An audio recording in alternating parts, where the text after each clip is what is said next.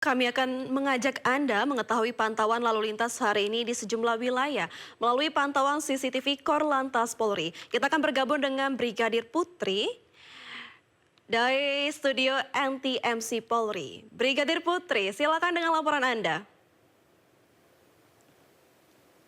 Rekan Vina, terima kasih. Selamat siang pemirsa. NTMC Polri kembali hadir untuk memberikan informasi seputar kondisi arus lalu lintas lewat pantauan CCTV Korlantas Polri. Dan langsung saja kita menuju ke titik yang pertama, tepatnya di JPO Taman Anggrek, Jakarta Barat. Lalu lintas yang hari ini dari arah Selipi yang akan menuju ke arah Grogol melalui jalan arteri terpantau masih mengalir lancar.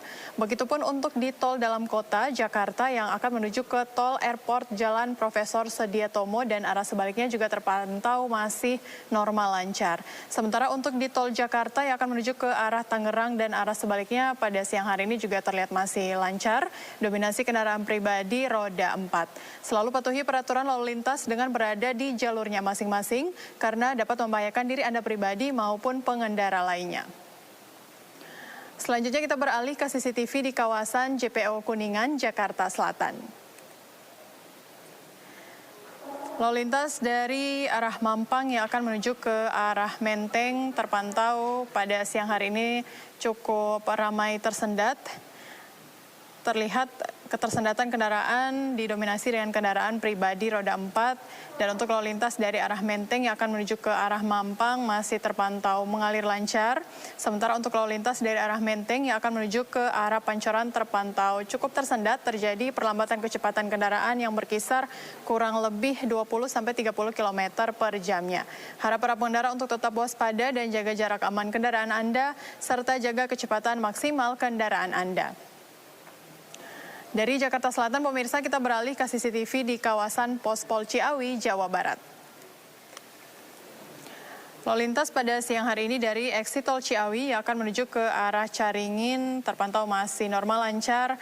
Kecepatan kendaraan masih dapat ditempuh dalam batas normal. Sementara untuk lalu lintas dari arah Gadok yang akan menuju ke arah Tajur terpantau cukup ramai. Dimohon para pengendara tetap waspada akan kendaraan umum yang menaik turunkan penumpang atau berhenti di sembarang tempat. Dan yang terakhir kita akan melihat kondisi arus lalu lintas dari kawasan Simpang Tohpati, Bali. Lalu lintas dari arah Gatot Subroto Barat yang akan menuju ke arah Sanur masih terpantau lancar, sedikit mengalami antrian kendaraan menjelang traffic light. Begitupun untuk lalu lintas dari arah Denpasar yang akan menuju ke arah Gianyar. Kami ucapkan terima kasih kepada para pengendara yang telah mematuhi marka jalan dikarenakan lokasi ini adalah persimpangan. Dan kami himbau kepada seluruh pengendara untuk selalu mematuhi marka jalan dan rambu lalu lintas, selalu berhati-hati dalam berkendara, serta waspada terhadap cuaca yang tidak menentu. Dan untuk Anda yang ingin mengupdate seputar informasi kondisi arus lalu lintas lainnya, kami siap melayani Anda di call center kami 15669 ataupun layanan SMS Center di 9119. Stop pelanggaran, stop kecelakaan, keselamatan untuk kemanusiaan, dan salam presisi. Demikian informasi yang dapat kami sampaikan, semoga bermanfaat. Terima kasih, kembali ke rekan Vina di studio. Terima kasih Brigadir Putri melaporkan dari studio NTMC Polri Jakarta. Selamat bertugas kembali dan salam presisi. Nama Presiden kedua Republik Indonesia Soeharto kembali masuk ke dalam daftar usulan Kementerian Sosial sebagai pahlawan nasional. Namun usulan Soeharto menjadi pahlawan nasional justru menuai polemik.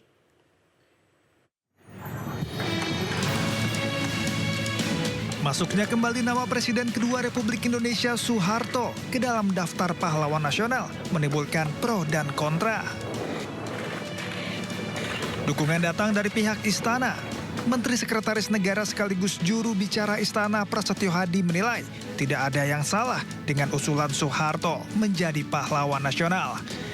Menurutnya, sudah sewajarnya mantan kepala negara diusulkan sebagai pahlawan nasional.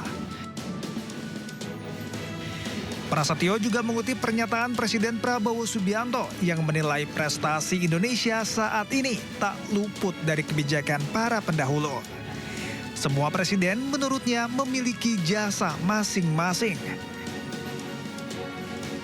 Sementara itu, penolakan datang dari Direktur Eksekutif Amnesty International Usman Hamid yang menilai usulan Soeharto menjadi pahlawan nasional sebagai langkah yang bermasalah dan ahistoris. Menurutnya, selama 32 tahun menjabat sebagai presiden, Soeharto memimpin dengan tangan besi melalui rezim Orde Baru yang penuh pelanggaran HAM, pengagangan kebebasan sipil, dan penyalahgunaan kekuasaan.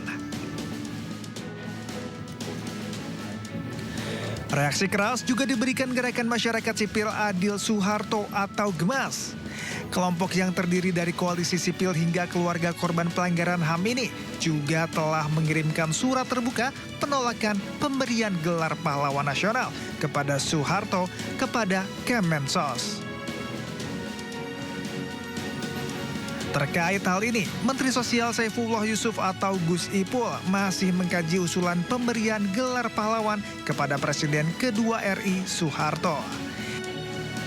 Ia juga mengaku sudah mendengarkan sejumlah masukan soal rencana pemberian gelar kepada Soeharto.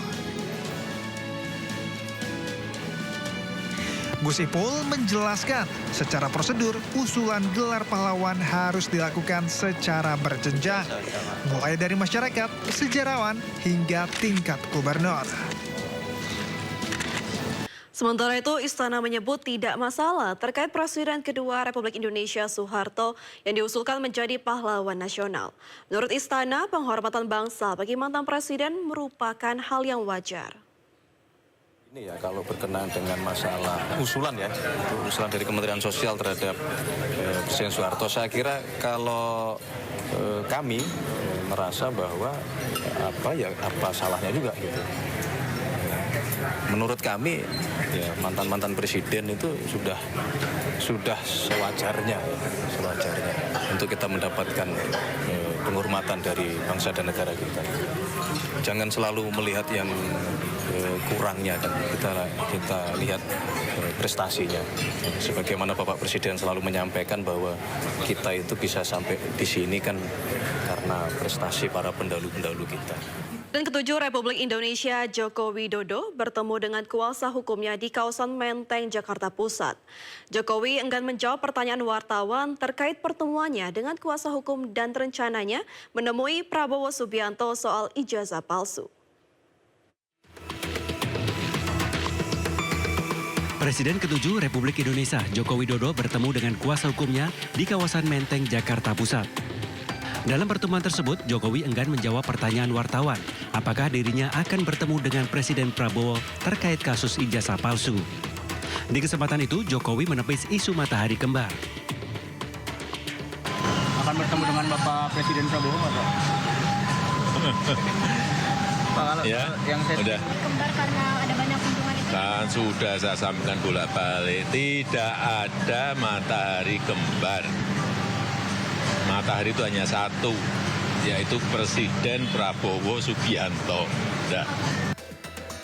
Sementara menurut kuasa hukum Joko Widodo, Yakub Hasibuan, Joko Widodo belum memberikan instruksi secara langsung kapan akan melayangkan langkah hukum, meski nama-nama calon terlapor sudah diberikan kepada Joko Widodo. Kalau kami dari kuasa hukum sudah melengkapi semua bukti-bukti dan dokumen yang ada. Tapi kembali lagi tentunya ini masih dalam pertimbangan Bapak seperti apa, Pak Jokowi. Jadi sementara ini memang sudah ada 4 orang yang kami lengkapi semua dokumen dan bukti-buktinya. Kapan dugaan tindak pidana dilakukan, di mana dugaan tindak pidana dilakukan, dengan metode apa dugaan tindak pidana dilakukan, dan sebagainya. Namun kembali lagi konfirmasi akhir dari Pak Jokowi seperti apa. Sementara penggugat ijazah Jokowi menyatakan hingga kini pembuktian ijazah asli Jokowi masih terkesan ditutup-tutupi. Masyarakat pun butuh kepastian, namun semuanya akan dibuktikan di pengadilan. Teman-teman juga menyesalkan kenapa tidak bisa kita mengaksesnya gitu. Jadi yang seperti apa yang ditunjukkan pada waktu itu, kita juga tidak mendapatkan akses itu, sehingga kita sangat berkeinginan untuk mendapatkan kepastian bahwa apa yang ditunjukkan itu adalah memang betul-betul ijazah yang asli dan bukan sesuatu yang mengkhawatirkan atau mencurigakan.